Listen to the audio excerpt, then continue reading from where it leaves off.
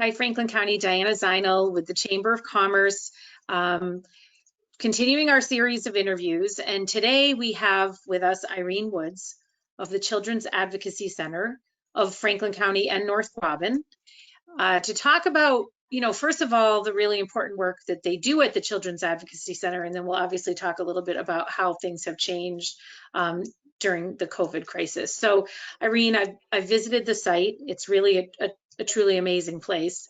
Can you talk a little bit about what happens there and how important of a resource the Children's Advocacy Center is? Yeah, well, first, thank you for having us, Diana. It's really great to be able to chat with you about what we do here at the CAC. So the Children's Advocacy Center started 5 years ago in Franklin County. And on an average, we've seen between 100 and 120 children each year. And our primary focus has been to provide a child-friendly, safe place for children to come that have made disclosures of sexual abuse. So when they come to the Children's Advocacy Center, it's a safe, playful place for them compared to when they used to go to police stations or to a Department of Children and Families office. Instead, they come to a home that's really set up just for kids. We also have here a multi-disciplinary team. So the investigators that used to interview children, the police and Department of Children and Families and prosecutors, are now at the house, but they're in a different area of the house and they watch everything via the video. So the children are only interviewed one time by a forensic interviewer, which decreases their trauma.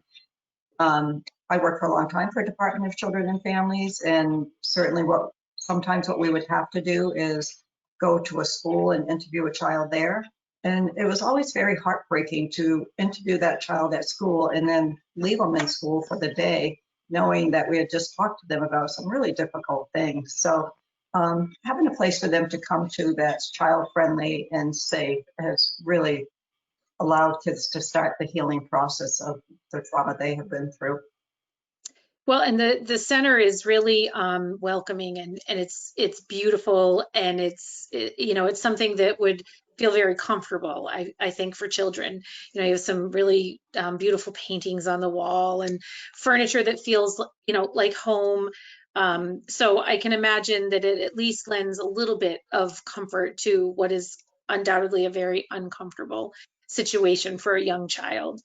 We've had many parents say to us afterwards, this wasn't what they expected to happen at all, that they come here and we have a case manager, Samantha Stalines, who sits with the family while the child's being interviewed and really establishes a relationship so that she can make referrals for them and connect them to the resources they need in the community.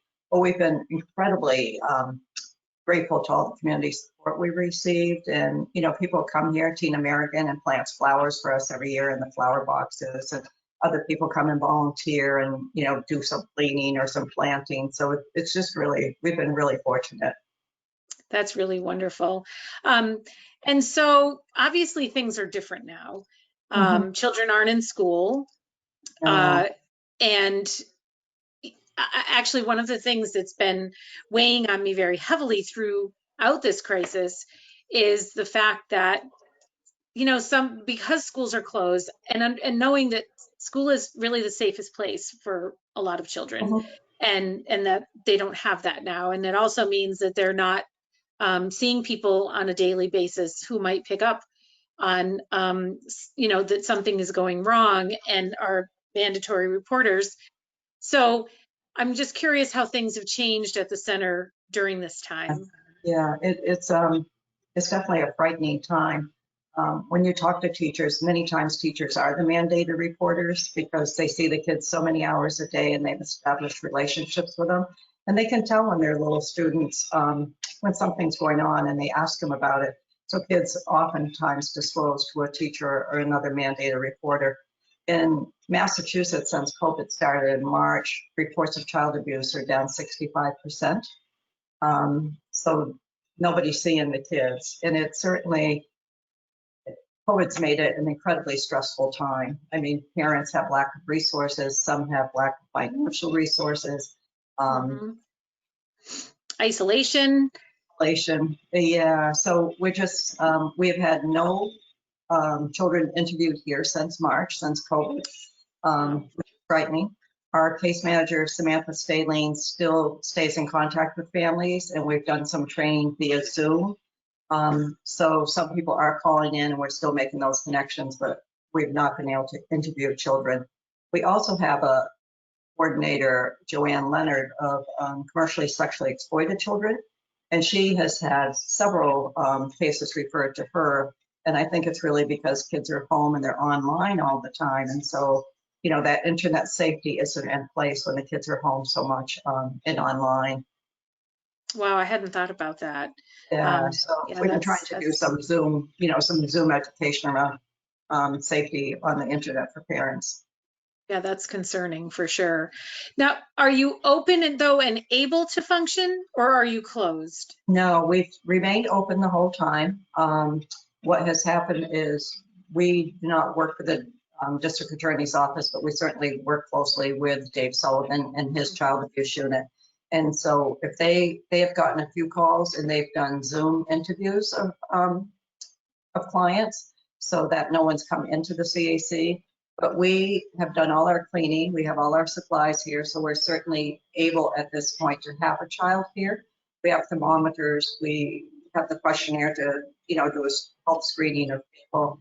We have cleansers. So we are set up to do that. We also are set up now if there's a child out in an area that doesn't have a computer or a phone and able to do a Zoom meeting, that we have it all set up here. So if the child came here, just even do the Zoom meeting, we could do that here. So yes, but I don't know what will happen over the summer. Certainly, maybe camps will open. I don't, it's just hard to tell. Right, right. And so you had an event. It's a yearly event, right? That was canceled because of this. Did you want to talk about the event a little bit and sort of the repercussions of canceling that? Yeah, for 6 years we've had the Hope and Healing Breakfast, and every year it's grown so much so that we now hold it at GCC, which is able to hold up 250 people. It's an event where we honor people that have worked with kids during the year. We give out an award for the champion of kids. We give out some awards for people that have volunteered for us and really meant a lot to the children we see. But it's a time that the whole community has come and, able to acknowledge what we've done over the year. And we always have someone speak that has received our services. And also it's our largest fundraiser. So the money we raise at the breakfast accounts for really 25% of our budget. So I know it's a large amount. So this year we were unable to have the breakfast. It was supposed to be this Thursday, June 11th, but we just could not do it. No. Not only do we not have people there, but it's a difficult time to seek funds. Certainly everyone's had some business losses. It's just a changing time. So we didn't feel that we could go out and ask our typical sponsors to sponsor us this year. Although some of our sponsors have sponsored us, and that's been really terrific. So there's community support there. I know there's community support for the good work you're doing. If someone was interested in making a donation, would they visit the website? Yes, please visit our website, which is cacfranklinnq.org, and there's a donate button there. That would be great. That would be, yeah. Our other two fundraisers are a road race in September, and we're waiting to see if we'll have that, although maybe we could do a virtual road race. And last year we had our first chipping away at child abuse, a golf tournament, and we're on hold with that too. So it's just, we don't know. Yeah, it's hard to know. We are making progress, right? We've entered the next phase, but it is really hard to know, really how long all of this is going to take and what events will be appropriate at what time. Right. So we are planning ahead. So we are working with clinical support options to bring a new program into the area. So previously, children who initiated any sexual activity with another child, say they were under 12, lots of times they were looked at through the criminal law process, but we are working with clinical support options, and they will be doing therapeutic work with any child under 12 that initiates sexual play with another child. So it'll be a new innovative program, and we're moving ahead with that. So that will be great. Yeah. Well, that's wonderful.